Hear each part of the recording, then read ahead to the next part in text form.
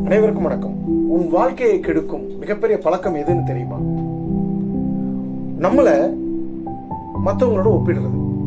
முதல்ல அந்த ஒரு எண்ணத்துல இருந்து நம்ம வெளியில வந்துட்டோம்னு சொன்னா நாளையில இருந்து நம்மளோட வெற்றி ஆரம்பமாயிடும். வணக்கம் நண்பர்களே. இன்று நாம் பேச போகும் விஷயம் எல்லாருக்கும் தெரிஞ்சதுதான், அறிஞ்சதுதான். ஆனா ஏற்றுக்கொள்ள முடியாத ஒரு விஷயம்.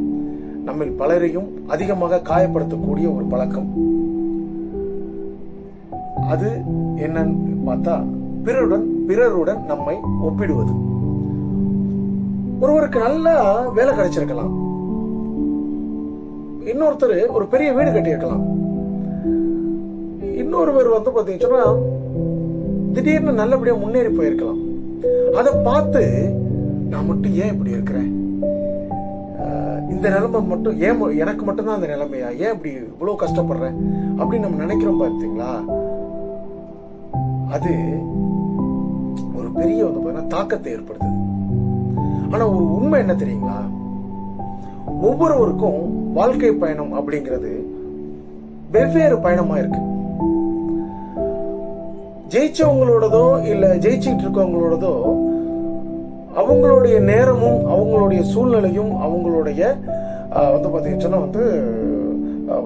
கிடைக்கக்கூடிய அந்த வாய்ப்புகளும் வெவ்வேறா இருக்கு, நமக்கு வேறையா இருக்கு. உண்மையான வெற்றி என்னன்னு தெரியுமா? நேத்து நான் இருந்ததை விட இன்னைக்கு நான் ஒரு லெவல் பாத்தீங்கன்னா என்னோட முயற்சியை அடுத்த லெவல் நான் எடுத்து வச்சிருக்கேன் அப்படிங்கறது உண்மையான வெற்றி. நேத்து ஒரு 10 நிமிஷம் நான் படிச்சேன், இன்னைக்கு நான் ஒரு 15 நிமிஷம் படிச்சிருக்கேன். நேத்து நான் படிச்சதை இன்னைக்கு நான் பாத்தீங்கன்னா அது இம்ப்ளிமெண்ட் பண்ணிருக்கேன் என்னோட லைஃப்ல. சோ ஒரு சின்ன சின்ன மாற்றமா இருக்கலாம். இந்த சின்ன சின்ன மாற்றம் என்ன நடக்கும்னா சேர்ந்து ஒரு பெரிய வெற்றிகரமான ஒரு மாற்றமா நம்மளோட லைஃப்ல வரும். முதல்ல நினைவுல வச்சுக்கோங்க.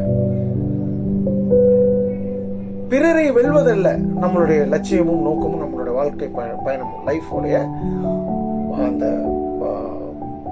என்ன சொல்றது, அந்த பயணம் நம்ம அடுத்தவங்களை பார்த்து ஒப்பிட்டு அவங்களோட அவங்கள வெல்லணுங்கிறது நம்மளுடைய இது கிடையாது, எய்ம் கிடையாது, இருக்கக்கூடாது.